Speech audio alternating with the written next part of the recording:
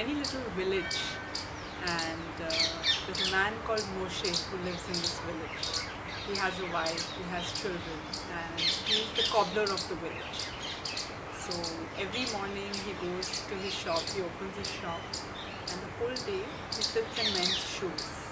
And in the evening he closes the shop and he comes back home. And that is Moshe's daily life, where every day he goes to his shop, every day he mends shoes, and every day he comes back. And every evening when he gathers at the village cross, where everyone comes together to share stories of where they've been, where they've traveled, what they've been up to, and he's always listening to these stories of the travelers. Say that, oh, I went here and I saw this, and, oh, I went there and I saw this. But you know what, Moshe? You are the luckiest man in the village. You've never traveled out to the village. So you're at peace because you don't know how the world is outside. And you know what? The world is the same everywhere. So you're very much at peace. So every day Moshe hears these stories that, what the world outside is like.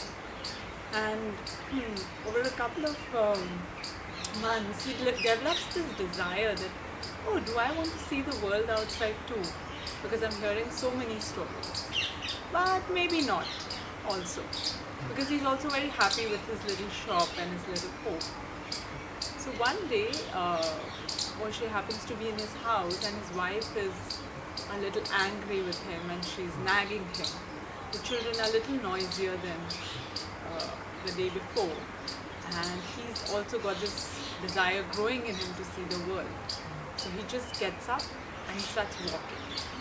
And he crosses his shop and just keeps on walking, and he walks out of the village, packing his lunch with him, and he just keeps walking. And suddenly, after a journey of some time, he reaches a small little place where he feels like he needs to rest and eat his lunch. So he sits down, he finds a tree, a comfortable tree, and he sits down there and he opens his lunch, he eats it. And then he thinks that, oh, let me rest here for some time, take a little nap, and then I'll move ahead. So when he looks right, and then he looks left, and the road looks the same. Like he has no clue which direction he would take if he goes to sleep and forgets where he needs to go. So he thinks, and then he takes his shoes and he says, okay, let me put my shoes in the direction that I need to face. And so when I wake up, I'll know which way to go. So he keeps his shoes nicely towards the way he needs to go and he goes to sleep. Now, a local village thief happens to be passing by. And he sees that this man is sleeping and he says, oh, I need some shoes. Let me go and get these shoes. So he comes up and he picks up the shoes. But then he looks at the shoes and they are the cobbler shoes because they are like, they've got all, patches and stitching and they're all mended shoes. So he says, okay, I'd rather not take these shoes. And when he puts them, he happens to turn them the other way around. And he walks away. So when Moshe wakes up, he sees that which way his shoes are facing. And he says, okay, let me walk in this direction. And he starts walking. Now he sees a village appearing before him. He looks at it and he's like, oh, this looks exactly like my village. But I've heard that the whole world is the same. So I'm sure that all villages look like this. So he feels very happy and he walks in. And then he sees people smiling and waving at him and greeting him. And he feels like, wow, these people are exactly like my villagers, but they're a little more friendly, they're more cheerful, and they greet people so nicely when people come. In my village, they're not that friendly. And then he walks and he notices like most of the shops and the houses look familiar. He says, oh, this is exactly the way it is. So he thinks that if in my village, my shop is a cobbler's shop, I'm sure even in this village there must be a cobbler's shop. So he goes, and exactly where he had predicted there is a cobbler's shop, but it happens to be locked. So he says, oh, this cobbler must have gone for lunch or something like that. So then he thinks that maybe this village also has a house like mine, so let me go and find out. And then he walks and then he sees a house exactly like his house, But he feels that it's a little more cleaner, a little more nicer, the roof is clean, the walls are clean, and it's looking like a much prettier house. And then he hears a woman shouting out to him, like, "Hey Moshe, where are you going? And you've not been here since morning. Have you eaten your lunch?" And he sees a woman who looks exactly like his wife.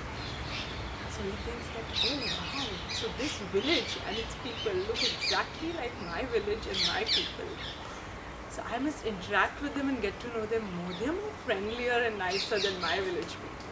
So he goes and meets this woman, and then he realizes that I think there must be a man who looks exactly like me in this village. So it must be this woman's husband. So I must speak very nicely with her, because what if she thinks I'm a husband? So he goes in, he has lunch with this woman, and then some children who look exactly like his children, but they're much more calmer and nice children who don't disturb others and are very courteous and respectful. So he likes the children and everything. So he has lunch with them, and then he has dinner with them. And the food this woman cooks, it's like his wife's food, but he thinks it's much more tastier, it's much more aromatic, and it's much nicer than his wife's food. So he decides that, okay, I'll stay here for a few days, get to know these people, because why are they better than my people? And also I want to meet this man who looks like me.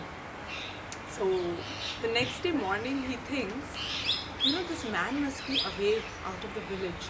So let me go to his shop and do his work, so that when he comes back, he'll be very happy with me and we'll become friends instantly.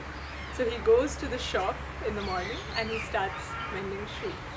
And then a thought comes to him, oh, this man must be very, very popular with his customers. He must be doing a good job and those people must be trusting him deeply. So I must do my best, to mend these shoes so well that when he comes back, he should not be disappointed and his customers should not be disappointed. So he puts in his heart and soul into mending those shoes with as much love that he can. And every day he goes back to the man's house. He speaks very nicely to his wife, to the children, takes care of everything in the house in a very loving way. And that's how months and years pass by as Moshe keeps waiting for the other Moshe to come back. So for me the story was very beautiful, because I felt that in all our lives we're always thinking that maybe the other side, the grass is always greener on the other side. But it's more like when you are put into someone else's shoes, the way you work could be a little different from when you are in your own shoes, and you may do a little better job thinking that, oh, maybe I can impress this other person. So for me, I felt that this beautiful story was really, really something that touched my heart.